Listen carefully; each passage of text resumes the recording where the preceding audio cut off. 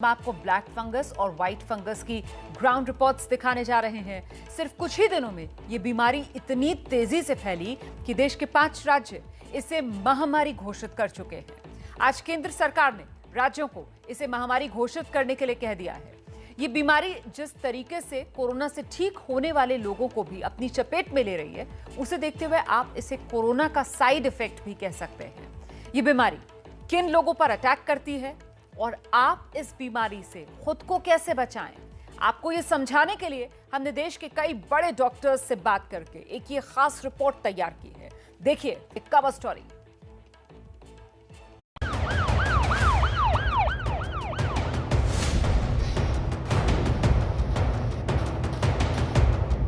Corona से ज्यादा इस समय लोगों के माइंड में ब्लैक फंगस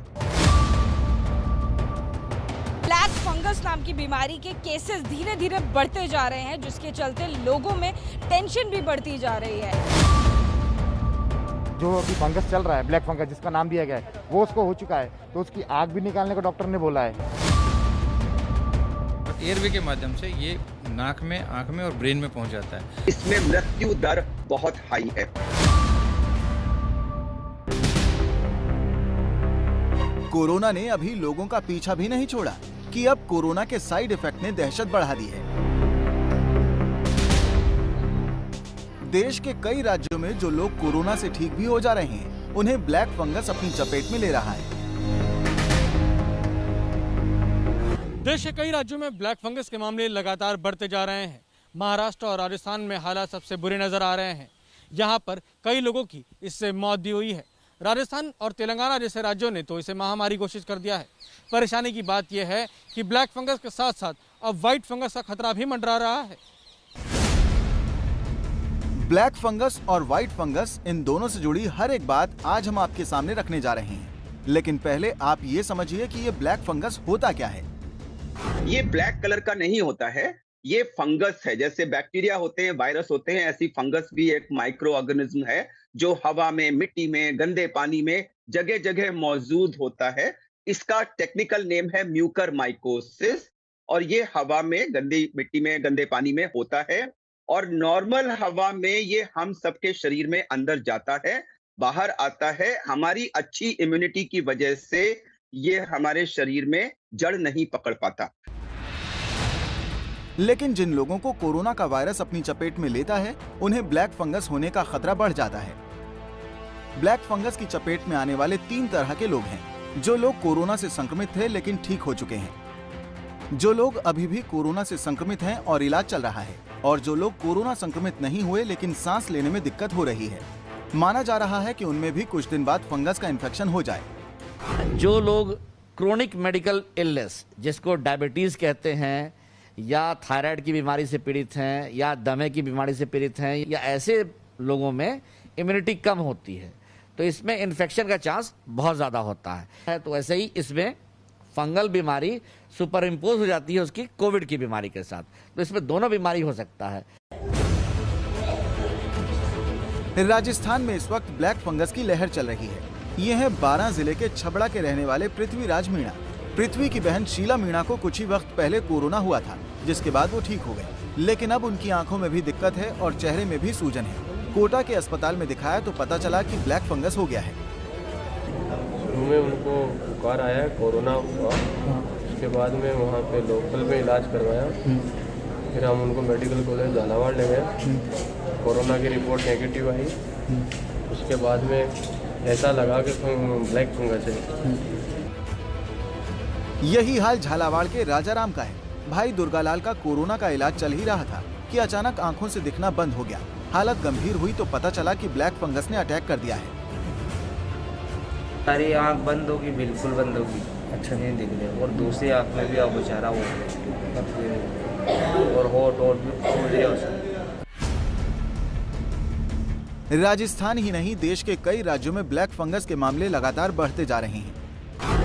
दिल्ली, महाराष्ट्र, राजस्थान, मध्य प्रदेश, कर्नाटक, हरियाणा, तेलंगाना, आंध्र प्रदेश, केरल, बिहार, झारखंड, छत्तीसगढ़, पंजाब, गुजरात और उत्तर प्रदेश में ब्लैक फंगस लोगों के लिए आफत बनता जा रहा है। आज दिल्ली हाई कोर्ट में भी ब्लैक फंगस मामले की सुनवाई हुई। मामले की सुनवाई के दौरान केंद्र सरकार के वकील ने कोर्ट को बताया कि अब तक सामने आई जानकारी के मुताबिक पूरे देश में ब्लैक फंगस के फिलहाल 7,251 मामले मौजूद हैं। और बात की जाए देश की राजधानी दिल्ली की, तो दिल्ली में फिलहाल 19 मई तक 197 मामले सामने आ चुके हैं, जो कि पूरे देश में कुल मामलों का करीबन 3% हिस्सा है। अब आपको बताते हैं कि ब्लैक फंगस क्यों होता है और कैसे होता है।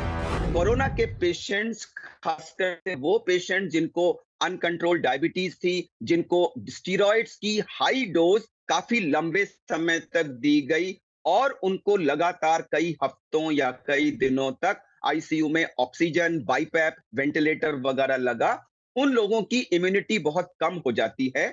शायद कहीं ना कहीं हो सकता है जो एक ह्यूमिडिफायर चेंबर होता है जिसके थ्रू ऑक्सीजन पास होती है, उसमें भी कुछ जगहों पर हो सकता है उस पानी वगैरह को चेंज करने में उतनी सावधानी से ना हो पाई हो। इन कुल फैक्टर्स से मिलाकर के जो ऑक्सीजन जा रही थी, उस ऑक्सीजन में वो फंगस के स्पोर्स थे जो लो इम्यूनिटी की वजह से हमारे नोज में सेटल हो जाते हैं और वो डेवलप करते हैं फंगल हाइफी में। नोज से वो साइनसेस में चले जाते हैं, वहां से आंख में और वहां से वो ब्रेन में चले जाते हैं। यहाँ ये भी जानना जरूरी है कि ब्लैक फंगस की असली वजह क्या है। कि स्टीरॉइड्स का मिसयूज या एक्यूज हमें फंगल इन्फेक्शंस का सबसे बड़ा कारण है। जो ट्रायल हुआ था स्टीरॉइड्स का, उसमें यह कहा गया था कि हमें 6 मिलीग्राम आईवी डेक्सामेथासोन 10 दिन के लिए देना है और उससे हमारी मृत्यु दर करीब करीब 1/3 घट जाती है। ये ट्रायल था। लेकिन यहाँ पर माइल्ड डिजीज के लोग खुद ले रहे हैं, बहुत लंबे समय तक लोग ले रहे हैं। यूज करेंगे तो हम फंगल इन्फेक्शन को न्योता, इन्विटेशन दे रहे हैं। सबसे बड़ी दिक्कत यह है कि ब्लैक फंगस की दवा के लिए भी लोग मारे मारे फिर रहे हैं। भोपाल के पुष्पराज शुक्ला से मिलिए।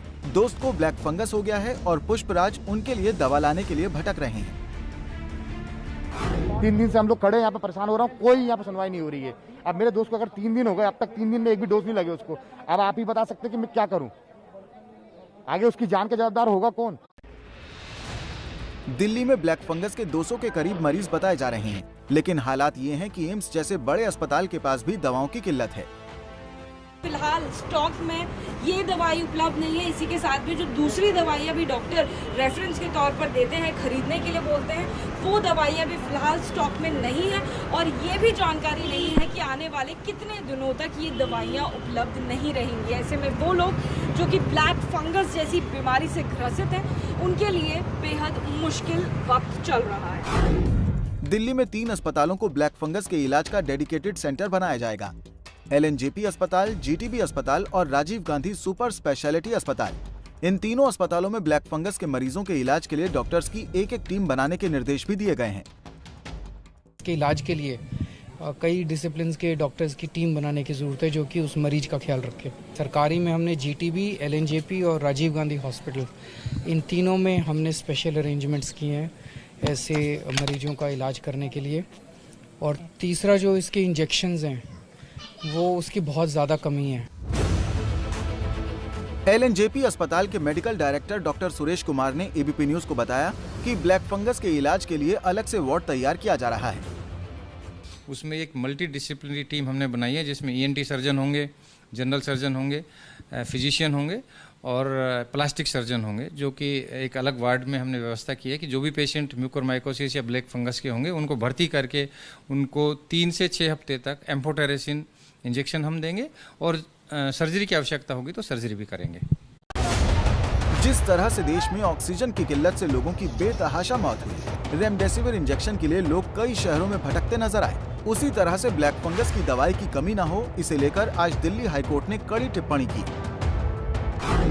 दिल्ली हाईकोर्ट ने केंद्र से कहा, हम बस ये चाहते हैं कि आप इस पर जल्द से जल्द विचार कर कार्रवाई करें, क्योंकि हम और लोगों को नहीं खोना चाहते।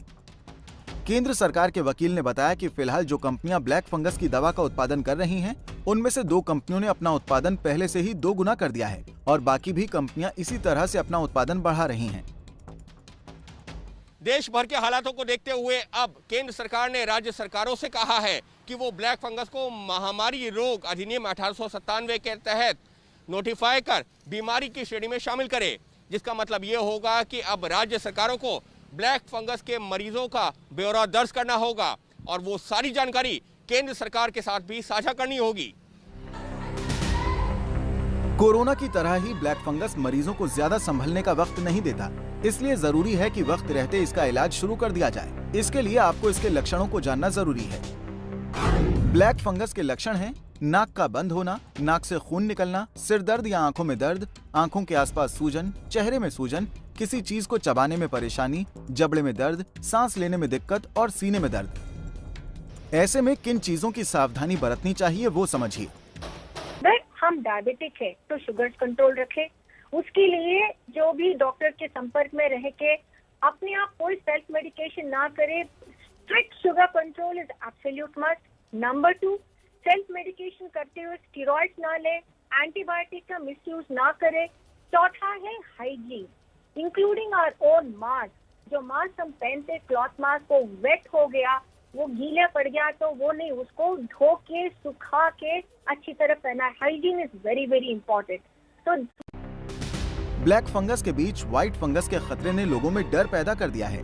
पटना में व्हाइट फंगस के मामले मिलने की खबर से हड़कंप है। बताया जा रहा है कि व्हाइट फंगस में भी कोरोना की तरह फेफड़े संक्रमित होते हैं। फेफड़ों के अलावा स्किन, नाखून, मुंह के अंदरूनी भाग, आमाशय और आंत, किडनी और ब्रेन को भी व्हाइट फंगस संक्रमित करता है। जाहिर है कोरोना के बाद ब्लैक और व्हाइट फंगस का खतरा मंडरा रहा है। ऐसे में बचाव का तरीका यही है कि सही वक्त पर पहचान हो और जल्दी इलाज शुरू किया जाए, नहीं तो एक बार फिर वैसी ही भयावह तस्वीरें सामने आ सकती हैं जैसी पिछले कुछ दिनों में देश ने देखी हैं।